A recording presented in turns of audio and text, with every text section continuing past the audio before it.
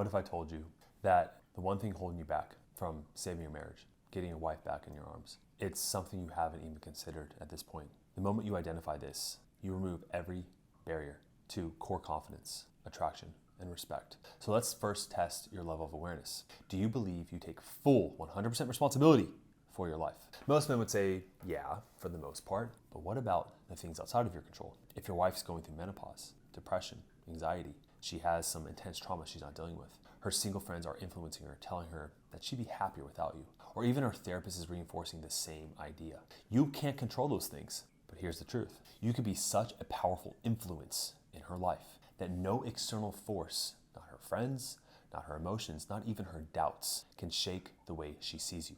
And that is exactly what I'm going to show you today. In the next few minutes, we're diving deep into the concept of extreme ownership, the foundation of all masculinity, what it is, why it's the ultimate leadership trait, and how to implement it in your life to reclaim the power in your marriage. By the end, you'll understand why every successful, respected man operates from this mindset and why avoiding it guarantees failure. Now, extreme ownership is simple. It has two components. It's recognizing that number one, nothing is outside of your control because you always have control over your own response. And the second component is how you view the obstacles that are inevitable to arise in your life, which is you see them not as problems, pains, bad things, but opportunities to prove your worth as a tool for your growth. And this perfectly goes into one of my favorite quotes of all time. It's not what you get by achieving your goals, it's who you become in that process. And that's the core desire of the men who succeed the most. I wouldn't even say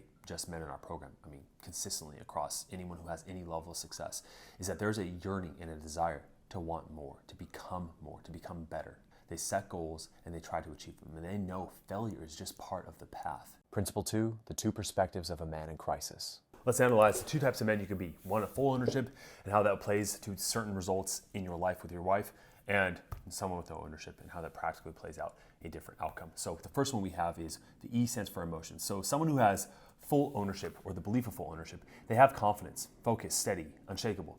The reason why you have confidence when you take full ownership is because if you think bad results happen to you, then you also think you have the capability to influence good results. However, if you go about thinking that it's not your fault for something, that you're blaming things outside of your control, when you come across future situations, your wife being reactive, there's another guy in the picture, or whatever the case may be, you're going to feel defeated. You're going to feel angry, you're going to feel resentful and powerless. A lot of the thoughts you're going to have with full ownership is, if our relationship was strong, her friends' opinions wouldn't matter.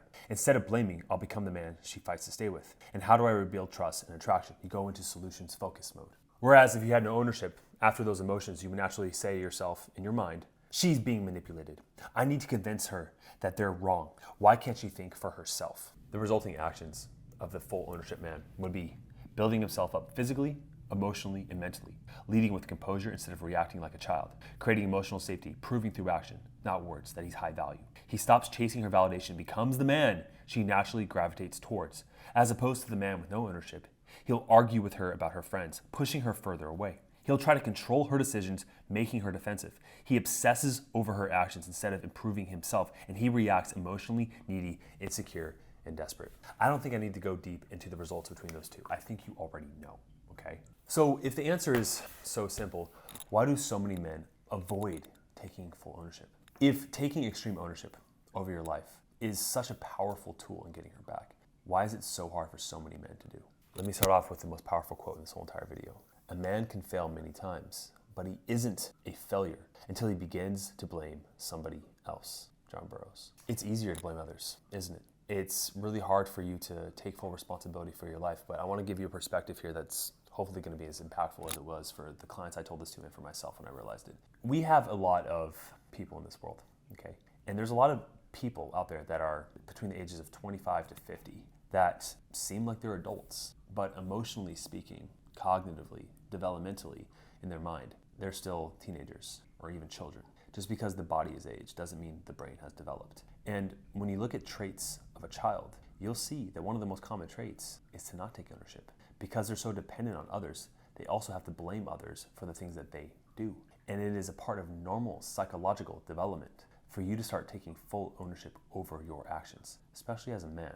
And oftentimes what I would see is that the men who blame others for situations. They were often victimized or abused or have trauma around that specific thing. So in the domain of relationships or emotional expression or getting your needs met or meeting other people's needs, showing independence versus dependence, right? All these different factors to play into how successful you are in a relationship. Oftentimes, a lot of men, they grew up with overly aggressive fathers or absent mothers, or maybe mothers that were overly smothering. The point is that you were not given a healthy model, right, on how to develop into a mature adult because your parent also was not fully mature themselves. But you have to recognize that It is growth to take full ownership for things that happen in your life. I mean, I know some people that I consider they're multimillionaires, they are smart as hell, wise, but they lack this one skill. And I know their childhood, and it's all a result of that, right? They haven't developed that part of them. And if one of your goals here is to succeed in life, especially in your relationship, then taking full ownership is a crucial element of that. And the reason why it's hard for so many men is because it just feels better to blame others, doesn't it? Like, let's admit it, it does. You have people blaming the economy for their jobs. People blame their boss for whatever reason. They'll blame their friends for problems that have arisen. I mean, I want you also to have this perspective. When you're around someone else and they're constantly blaming everything else except for themselves for the results they don't want in their life, do you like hanging around that person, or is it exhausting? Versus a guy who makes a mistake and he comes to you, he's like, man, yeah, I screwed that up. He's just like, well, yeah, this is a part of me that has this issue and I realize it and I really want to work on it. You would trust that person a lot more. You're like, wow, they realize their impact on other people and they're willing to change it. And see, that's another component of this extreme ownership that makes her feel safe, is that whenever you're minimizing, deflecting, not taking full ownership for what happened, she thinks, as she should, it's gonna happen again. Because why would you change something if you don't think it's your fault? And the truth of it is, in every situation, you guys are both at fault, okay? And by you saying, well, you need to change first, or this isn't my fault, you're completely neglecting 50% of the equation, the 50% that you can control, because you can't control her. But influencing her means I'm taking my part of it. As hard as it is for your ego to admit that, I'm taking my role of that. You're right, you know what, I should have done that, I could have done that, and I didn't. She's like, okay, cool, all right, man, he takes responsibility. You know, maybe I should. It's a law of reciprocity, okay? When you take full ownership, she's more likely to.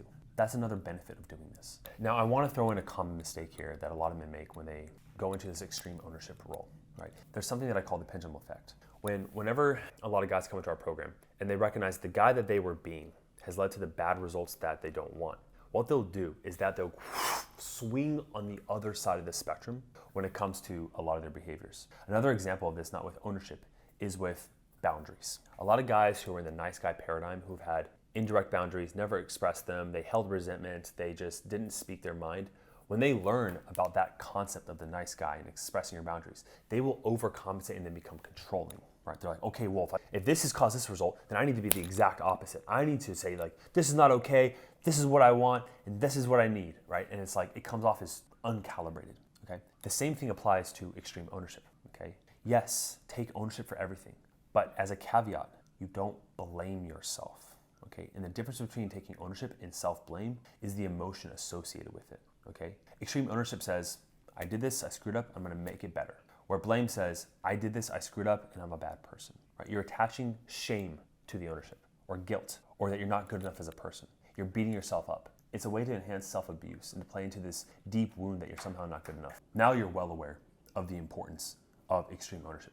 So the next logical question is, how do you cultivate it? Well, I have the ASE Principle. It is a 3-step process I'm gonna walk you through right now so you can take action and increase that skill level immediately. Remember, without work, there is no growth. So the A stands for audit your excuses. I want you right now to write out simply 10 things on your phone, on a piece of paper. Write out 10 excuses you have, ideally related to your situation in your marriage, but it could be anywhere as well. Look at things in your life that you're not happy with and where you're blaming things outside of your own actions, and then I want you to flip it. The S stands for shifting your focus. This is the flip it process. So as an example, let's say you have not been physically intimate with your wife. And one of the excuses you're making, or the things outside of your control, is that, well, you know, she doesn't feel good in her body, she says. You know, she just doesn't feel comfortable getting naked, and it's like her dealing with weight or whatever it is, and it's just not something she's, you know, feeling good about recently, so it's not really on me. Look, unless there's like extreme medical conditions, if a woman is in the right state of mind, which is she's out of her mind, she's in her body, she's been led where she feels safe with a guy, she's having a lot of fun. There's a natural just element of joy there, okay? And emotional intimacy. Physical intimacy is just a fruit of all of that. It is a natural outpouring. And a woman will be physically intimate with a guy if all those needs are met. So in that situation, you would just ask yourself, have you properly made her feel safe? Have you properly led her recently? Are you taking care of your own body? Are you feeling good in yourself, right? Are you being aroused around her, right? Are you approaching sex with the energy of, I want you, but I don't need you? Not from this begging or forcefulness, right? Which is repulsive. The E stands for execute. It is essentially decide and execute. So after you found the reasons, you shifted your focus for finding things in your control. Now you're gonna think of 3 to 5 actions for each excuse you flipped around that you could take to then embody this extreme ownership. So if we look at the last example with the sex, you could say to yourself, okay, how is she not feeling safe? Well, every time she comes home from work, I'm not attentive, I don't listen to her day, and I kind of just, go on and do my own thing in the garage or whatever it is. Obviously, one of the biggest shifts you can make is that when she comes home, it may be weird at first, she's gonna test you, and if you wanna know how to pass her test, I highly recommend you watch the video at the end of this one on how to pass her test. But she's gonna test you. But once you pass the test, she's gonna say to herself, wow, this guy actually cares, right? He actually is giving me attention right now. And let's say you both have gained weight over the years, with the demand of kids and work and whatever it is, you guys put on a few pounds, totally normal, happens all the time. How about you guys get together one night, say, hey, you know what? Let's start working out together. Let's go on a walk every single night till we hit 10,000 steps. Or let's go train for a marathon or whatever it is. Choose a joint goal together to make yourself both feel good in your body again, for you guys to grow together physically and therefore emotionally at the same time. And you can do this for every single excuse you have. And you'll have a list of goals that you can write down, start to achieve, to embody this extreme ownership to get the result that you want. When it comes down to your results in life, the one thing I want to leave you with is, we call this in narrative therapy, finding the exception to the rule, okay? Where if I were to work with you one-on-one, we would look at the situation with your wife and how you're not taking full ownership. I would pull out or tease out an exception to where in another domain of your life, you are having success. And I guarantee you are taking full ownership in that domain of your life. You are confident and you are sure that if you make a mistake, it's on you and you know how to fix it. Oftentimes, the one barrier from stopping extreme ownership and developing this skill is that you don't believe you have the capability to solve the problem that's occurring. And that's because the same thinking that created the problem cannot be the one that also creates the solution. So in order to overcome that, to really envelop and embody this high level of extreme ownership, is to set up a call with our team. Because in that call, we can immediately show you what you're doing wrong, the blind spots that you have, and then give you a course, a blueprinted course moving forward step by step, and how to embody that ownership to attract her back into your life to save your marriage. So set up that call by clicking the link down below, but only do so if you're fully committed and ready to take action to save your marriage. Here's the video on tests right here. I highly recommend you watch it. Thanks for enjoying the video, and I'll see you in the next one. Cheers.